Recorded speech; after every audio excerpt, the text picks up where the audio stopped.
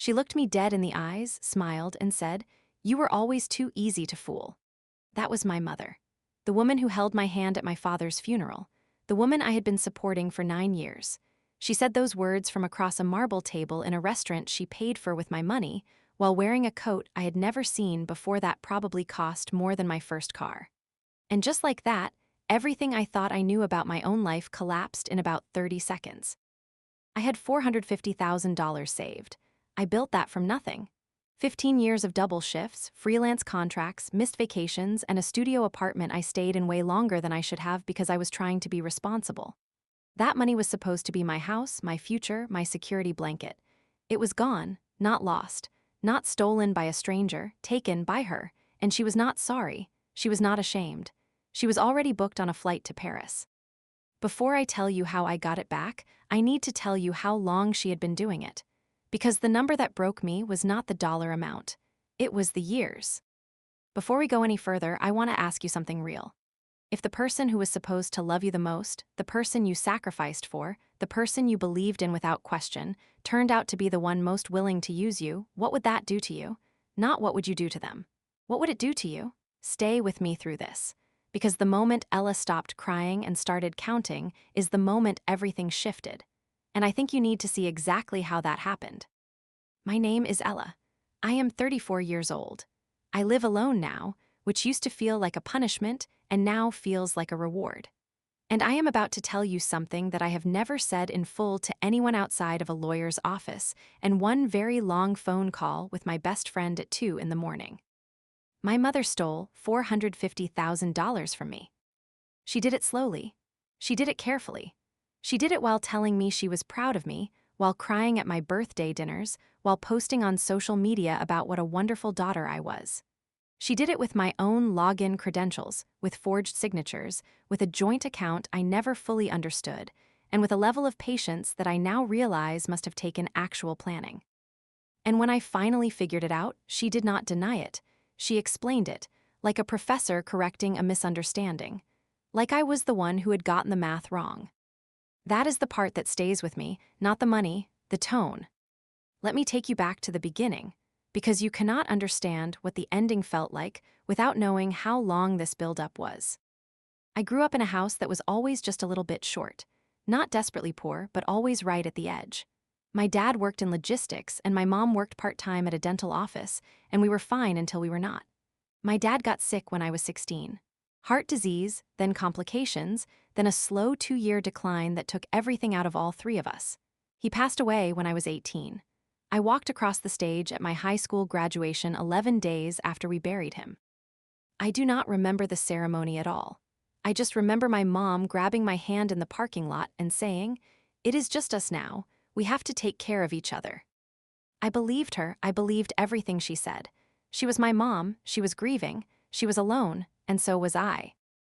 I went to community college on a scholarship and worked 2 jobs to keep us in the apartment my dad had rented. My mom struggled after he died. She had anxiety and what the doctor called situational depression, and she took some time off work. That turned into a longer time off. I told her it was okay. I told her to rest. I picked up an extra shift at the restaurant I worked at on weekends. I was 19 years old, telling my 44-year-old mother not to worry about the electricity bill. I do not say this to make myself sound like a martyr. I say it because I want you to understand the foundation. The foundation of this story is a daughter who learned very early that her love expressed itself through sacrifice, and a mother who learned, just as early, that her daughter would sacrifice without being asked. I graduated with a degree in graphic design and got a job at a mid-sized marketing firm. I was not making a lot, but I was making more than I had before. I moved into a studio apartment that cost me $800 a month, which felt like a lot at the time. My mom moved into a slightly larger place nearby. I helped with her rent, just a little, just to help. That was the first check. It did not feel like a system yet. It felt like love. Over the next 3 years, I kept moving forward. I got better at my job, got promoted once, then again, started taking freelance clients on the side. I was good at what I did, and I was relentless about getting better. By the time I was TW. In Thai 5, I was earning close to 6 figures between my salary and my freelance work. I was also still helping my mother. The amount had grown. It was no longer just a little. It was a standing transfer every month, which she called a loan but never paid back, and eventually we both stopped calling it that.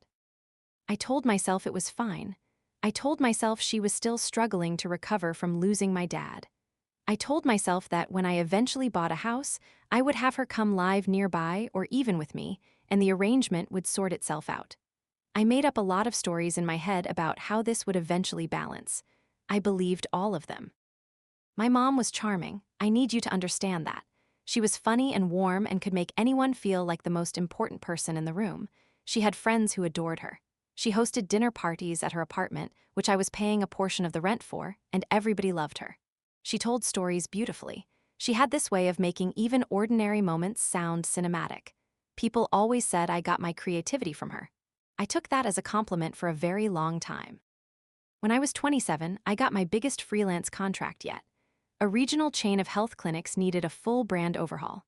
I did the whole thing solo over 8 months. Logo, color system, marketing materials, signage templates, digital presence, the works. They paid me $87,000 over the course of the project. I saved almost all of it. I opened a high-yield savings account I had read about online, and I started treating it like a vault. This was the beginning of what would eventually become the $450,000. I told my mom about the contract. I was so proud. She took me out to dinner and ordered a bottle of champagne and toasted to her brilliant daughter. And then, near the end of the night, she mentioned that her landlord was raising the rent and she was worried about making ends meet. She wondered if maybe I could add a little more to the monthly transfer, just temporarily, just until she figured out her next move. I said yes. Of course I said yes. For the next several years, I kept growing. New clients, better rates, a raise at my main job that I eventually left to go fully freelance because I was earning more on my own than any firm was going to pay me. I was disciplined with money in a way that surprised even me. I tracked every dollar. I invested a portion. I read books about financial planning. I had a spreadsheet. I was proud of that spreadsheet. What I did not have was full visibility into everything. There was a joint account my mother and I had opened when my dad first got sick. It started as a practical thing. She needed access to funds quickly sometimes for medical bills, and it was easier than transfers. After he passed, we just never closed it. I added money to it from time to time for her expenses, and I trusted her to use it as needed. I barely looked at it. I had my main accounts, my savings, my investments. The joint account felt like a legacy item, an artifact from a harder time. I checked it maybe twice a year. That was the door she walked through. I found out later, much later, that she had been moving money out of that joint account steadily for years. Small amounts at first. Amounts that could be explained by normal expenses. Then larger ones, less regularly, timed between my check-ins. And then, at some point in the last 3 years before I found out, the amounts became significant. I mean genuinely significant. Transfers I would have noticed immediately if I had been watching. But I was not watching. I trusted her. And she knew I trusted her. She also knew my email password. I had given it to her years ago when she was having trouble with a form for a government benefit and needed me to help her from across town. I forgot I had given it to her. She did not forget. With my email access, she was able to intercept bank notifications. Certain alerts that should have caught my attention were routed to a folder I never opened, through a filter she had quietly set up in my inbox. I know that sounds sophisticated. I thought so too. But she had a lot of time, and she was patient, and she clearly had thought about it carefully. The full picture of what she did not come to me all at once. It came in pieces, the way bad news usually does, just when you think you have heard the worst of it. The moment it started was a Tuesday in November. I was doing my end-of-year financial review, something I did every fall to check on my savings goals and plan for the next year. I logged into the joint account for the first time in several months, expecting to see roughly the same balance I had left there, a small cushion I kept for her ongoing expenses. Instead, I saw a balance of $11. I remember staring at that number for a long time. I thought it was a display error. I refreshed the page. Still $11. I scrolled through the transaction history and felt the floor slowly disappear under me. The withdrawals went back 4 years. Hundreds of transactions. Some were small, Some were $4,000 and $5,000 moved in a single transfer. The total, when I finally added it up while sitting at my kitchen table at midnight with a glass of water I forgot to drink, was just over $220,000 from that account alone. I did not sleep that night. I did not call her. I did not do anything dramatic. I sat in the dark and tried to figure out if there was some explanation I was missing. I went back through every memory I had of the last 4 years, every conversation about money, every time she had mentioned a bill or a problem or a need. I tried to build a story where this made sense. I could not build that story. In the morning, I called my bank's main line and asked them to pull statements going back 5 years across every account I had given her any kind of access to, however small. The customer service rep was kind. She took her time. She emailed me a full packet. I opened that packet that afternoon and found the second number. $43,000 from a savings sub-account I had added her name to years ago as a secondary holder, thinking it would make it easier to transfer money to her without fees. She had made withdrawals directly, regularly. Nothing that triggered an alert because I had the account threshold set too high. $263,000 total. That was the number I had after the first 2 account discoveries, more than $250,000. I still had not called her. I needed to know everything before I said a single word. I have thought about this instinct a lot since then, and I think it came from knowing her. I knew that if I called her before I had the full picture, she would cry and explain and redirect, and I would end up comforting her before I had finished understanding what she had done. That was how she operated. Emotion as deflection, tears as a firewall. So I kept looking. My best friend Priya is an accountant. We had been close since college. I texted her and said I needed to see her and that it was serious and that I could not explain in a message. She came over that evening with takeout she did not make me pay for, and I showed her everything I had found so far. She sat quietly for a long time. Then she asked me to pull my main savings account history. I had not thought to look there. I had a completely separate login for that account. My mother did not have access to it. I was certain of that. Except Priya pointed out something I had not noticed. 3 large transfers over the past 2 years, each one just under $10,000, had gone to an account number I did not recognize. Not to my mother's name. To a different name. An LLC name. A business name that meant nothing to me. Priya looked it up on her phone. The LLC was registered in my mother's state. The registered agent was a name neither of us knew, but the mailing address on the registration was my mother's apartment. The third number was $47,000. We sat in my living room for a while after that and did not say much. Priya finally said, quietly, that I needed a lawyer, not a conversation, a lawyer. She was right. I called a financial and estate attorney the next morning. I had seen his name come up in a local bar association referral, and his reviews were specific and professional. I booked a 1-hour consultation and brought every document I had. I walked in feeling like I was carrying a boulder on my chest. I walked out 2 hours later because the consultation ran long, with a list of next steps and a clearer picture of what I was dealing with. The attorney, whose name was Mr. Carver, told me several things I needed to hear. He told me that what I had found was not ambiguous. He told me that the structure of the LLC and the pattern of transfers was consistent with deliberate financial fraud. He told me that the email filter discovery, once documented, would matter significantly. And he told me that before I said a single word to my mother, I needed to get a forensic accountant involved to complete the picture. He also told me, gently, that in his experience, cases like this often revealed a larger total than the initial discovery. He said that like a warning. I heard it like a countdown. The forensic accountant was a woman named Dr. Yates. She was in her 50s, precise, and completely unimpressed by emotion. She needed 3 weeks. Those 3 weeks were the quietest and strangest weeks of my life. I spoke to my mother twice during that time, normal calls. She asked how I was. I said fine. She told me about a cooking class she was taking. I said that sounded nice. I do not know how I did that. I think I had gone somewhere cold inside myself. Not angry cold, just still. Dr. Yates came back with a final number. $452,000, over 9 years. She laid it out in a 40-page report. Every account, every transfer, Every forged signature on 2 documents I had never seen before.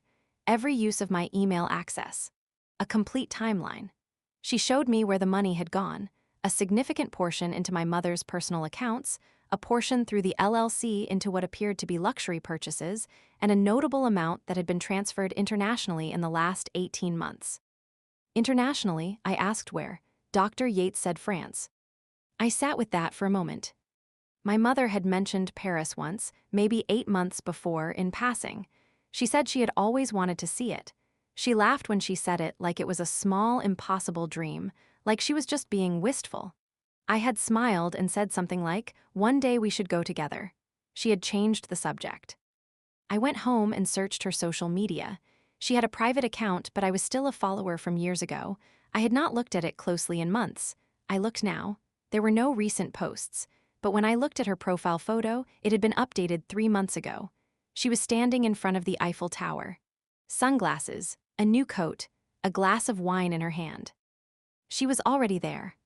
She had not told me she was going. She had not mentioned it during our calls. She had simply gone, with my money, and updated a profile photo and said nothing. Something shifted in me in that moment. It was not rage. It was clarity. It was the feeling of a fog lifting so completely that I could see for miles, and none of what I saw was blurry anymore. I called Mr. Carver. He filed the first legal action within the week. A civil claim for financial fraud, elder financial abuse in reverse, since she was the parent and I the adult child supporting her, and breach of fiduciary duty through misuse of account access.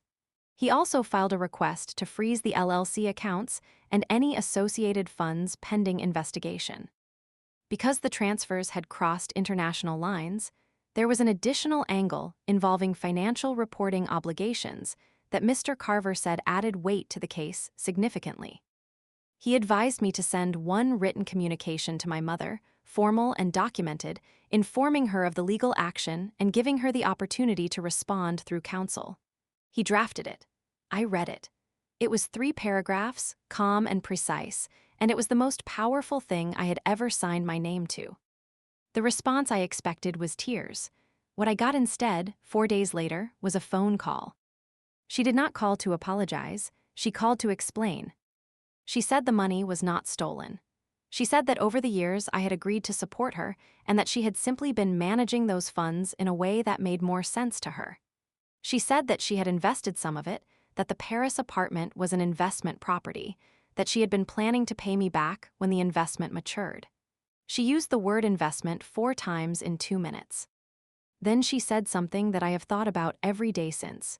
She said, "Ella, you were always so trusting. I never thought you would actually come after me for this." I stayed quiet for a moment. She continued. She said I was being ungrateful.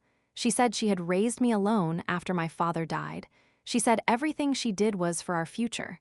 She said I did not understand the sacrifices she had made. She said if I pushed forward with this legal action, it would destroy our family. I let her finish. Then I said, "Mom, I have a 40-page forensic report, documentation of forged signatures, a recorded email filter, and a lawyer who has already filed the paperwork. I hope you get legal representation soon." And I ended the call. I will not tell you I did not cry after that. I did. I sat on my bathroom floor for about 20 minutes and cried in a way I had not cried since my dad's funeral. Not because I was broken, because something was over. Because I was finally grieving the mother I had believed in for my entire adult life and accepting, without cushion, that she had never actually been that person. That grief was real, and it was necessary, and I let it happen. Then I got up, washed my face, and made dinner. The legal process was not fast. I want to be honest about that. It took time and it cost money, and there were weeks where nothing seemed to be moving and I had to just trust the process and keep working. My freelance income had not slowed down. I was still taking clients. I was still delivering excellent work. I was also saving again, aggressively, and the act of saving felt different now. It felt like reclaiming something. My mother retained an attorney in France. Her attorney sent a letter saying she was prepared to negotiate a settlement, framing the whole situation as a misunderstanding between family members over an informal financial arrangement. Mr. Carver. wrote back in very precise language that the documented forged signatures made the informal arrangement characterization legally unsustainable. He did not use many words. He did not need to. There was a family reaction too, because of course there was. My mother had a sister, my Aunt Renee, who had always been my mother's biggest supporter and who called me approximately 2 weeks after the legal filing. She had clearly been briefed by my mother on a very selective version of events. She told me I was being cruel. She told me that family does not take family to court. She told me my father would be ashamed of me. That last sentence was designed to wound me. It landed. I am not going to pretend otherwise. I sat with it for a full day before I responded. When I responded, I forwarded her 1 page from Dr. Yates' report. Just 1 page. The page that showed the transaction timeline. I did not explain it. I did not editorialize. I just sent it with a single line. This is what happened. Aunt Renee did not reply for 5 days. When she did, she wrote only, "I need to talk to your mother." She did not apologize to me, but she also never called me cruel again. 2 of my mother's friends reached out as well, both women she had known for years who had been at those dinner parties. One of them sent a message that was vague and sad and essentially said she hoped we could work it out. The other one, a woman named Carol who had always been kind to me directly, called me privately. She told me she had lent my mother a small amount of money a few years back that had never been returned and that she was not surprised to hear what I was sharing. She was not a witness in any legal sense, but the conversation reminded me that patterns of behavior tend to leave more than one mark. About 3 months into the legal proceedings, my mother's attorney proposed a formal settlement structure. She would return a documented portion of the funds, acknowledge the unauthorized transfers in writing, and dissolve the LLC. In exchange, I would agree not to pursue criminal fraud charges, which Mr. Carver had advised I technically had grounds to pursue depending on the jurisdiction. I thought about that for a long time. Mr. Carver walked me through both paths. Criminal charges would be complicated across international lines and potentially slower. A civil settlement with strong documentation would get me closer to financial recovery faster and create a binding legal record. He was honest that no path was without complexity. He was also honest that the settlement being proposed was not yet close to sufficient.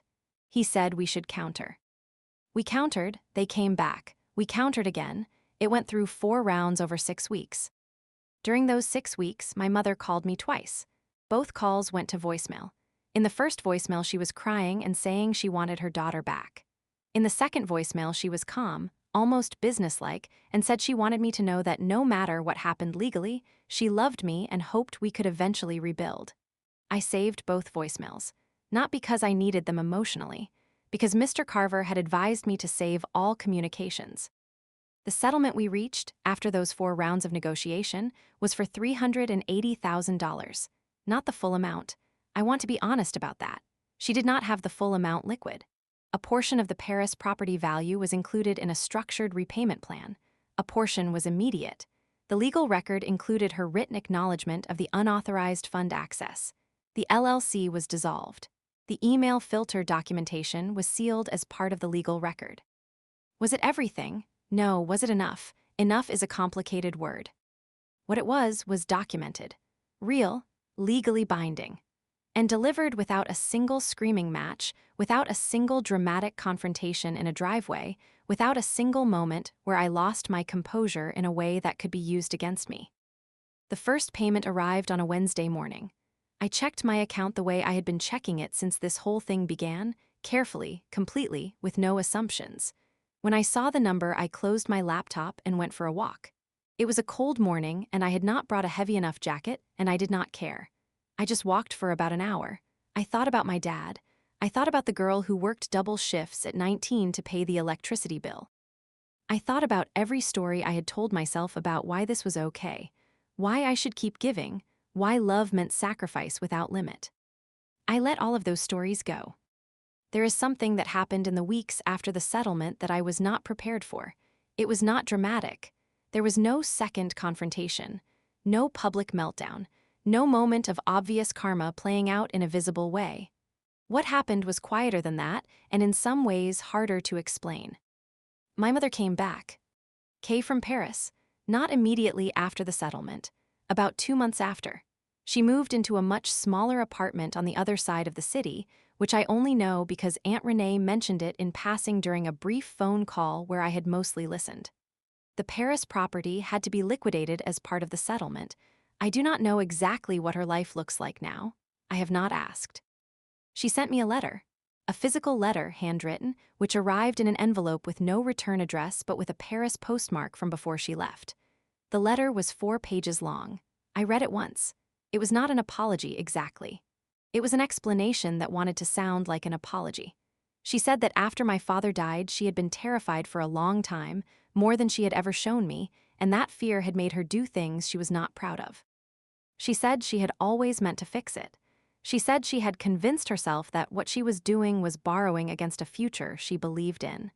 She said she knew that was not how it looked from where I was standing. She did not use the word sorry, not once in 4 pages. I put the letter in a folder in my filing cabinet. I did not throw it away. I did not respond to it. I let it exist somewhere between evidence and memory, which is where I think it belongs. Here is what I want to tell you about the months after all of this, because I think this part gets left out of stories like mine, and it matters. Recovering from a betrayal this size is not linear. There were days when I woke up angry at myself for not seeing it sooner. There were days when I felt genuinely sad for her, which surprised me and which I had to sit with carefully. There were days when I caught myself wanting to call her, not to yell or demand anything, just because she was my mother and she was the only person left from the family I grew up in, and that absence has a weight that no settlement amount changes. I went to therapy. I had gone briefly before during some difficult periods, but this time I went consistently for a year. My therapist was calm and practical, and she helped me separate what I felt about my mother from what I needed to do about my own life. She said something once that I have gone back to many times. She said, "You are allowed to grieve someone who is still alive. You are allowed to mourn the relationship you believed you had. That does not make you weak. It makes you someone who loved fully and now has to choose something different." I chose something different. I am still freelancing. I am better at it now than I have ever been. I have a small team of contractors I work with on larger projects. I have a savings account with more in it than I ever lost, which took time but which I did methodically and without drama. I bought a house last spring. Not huge, not fancy. Mine, with a garden in the back that I have no idea what to do with but that I am slowly learning about because it turns out I like growing things. I have a close circle of people who know the full story. Priya still calls every Sunday. I have made new friends in the last 2 years, people I met through work and through a book club I joined somewhat on a dare and then stayed in because I genuinely liked it. I am not isolated. I am not bitter. I am not carrying the story the way I once was. But I want to be honest about one more thing before I finish. I did not come out of this feeling triumphant. I did not feel like I had won a battle. What I felt, when the legal process ended and the last payment came through and I sat alone in my apartment on a quiet evening with a cup of tea, was something much simpler than triumph. I felt like I had finally told the truth. Not to her, not to the court, to myself. I had spent 9 years making excuses for a pattern I felt in my bones but refused to name. I had translated exploitation into loyalty because it was easier than admitting what was happening. I had called my own sacrifice love because the alternative was too painful to look at. And the truth, the real truth, was that none of the money she took hurt as much as the years I spent apologizing for needing things, minimizing my own work, and believing that someone who used me that completely could also love me that genuinely. She could not, or maybe she could, and love was not enough to stop her. I do not know which one is worse. What I know is this. The moment I stopped waiting for her to become the person I needed her to be was the moment I actually became free. Not when the check cleared, not when the settlement was signed, when I stopped waiting. That is where the power was all along. Not in the documents, not in the lawyer, not in the evidence, though all of those things were necessary and real and important. The power was in the decision to see clearly, to stop softening what I saw, to stop writing a better story over the one that was actually happening. I did not become hard. I do not think you have. To become hard to stop being used, I think you just have to become honest. Honest about what you are seeing. Honest about what you are feeling. honest about how much is enough, how much is too much, and where love ends and where loss of self begins. My dad used to say something that I did not understand when I was young. He said the most expensive thing in the world is the truth you keep putting off. I thought he was talking about money. He was not talking about money at all. I understand him now. If you are in the middle of something like this, if there is a person in your life who keeps taking and calling it love, if there is an arrangement that makes you feel tired and ashamed, but you keep excusing it because of history or obligation or fear of the grief that will come when you finally let go, I am not going to tell you what to do. I am not qualified to tell you what to do. But I will say this. The grief comes either way. The grief of letting go and the grief of staying both hurt. One of them ends, the other one does not. I know which one I chose, and I know which one I would choose again. My name is Ella. I am 34 years old. I live alone, in a house with a garden I am still learning how to tend, and most mornings I wake up feeling like myself. That is not a small thing. For a long time, it was the most impossible thing I could imagine. Now it is just Tuesday. If this story stayed with you, I want you to sit with one question before you move on. Not about Ella's mother, about yourself. Is there someone in your life right now who keeps taking in ways you keep reframing as normal? Maybe the cost is not money. Maybe it is time, energy, peace of mind, or the slow erosion of your own belief in yourself. Ella did not act until she had the full picture. But the moment she decided to get the full picture was the moment everything changed. You do not have to be at the end of the story to start seeing it clearly. Drop a comment below if this hit close to home. And if you know someone who needed to hear this today, please share it with them.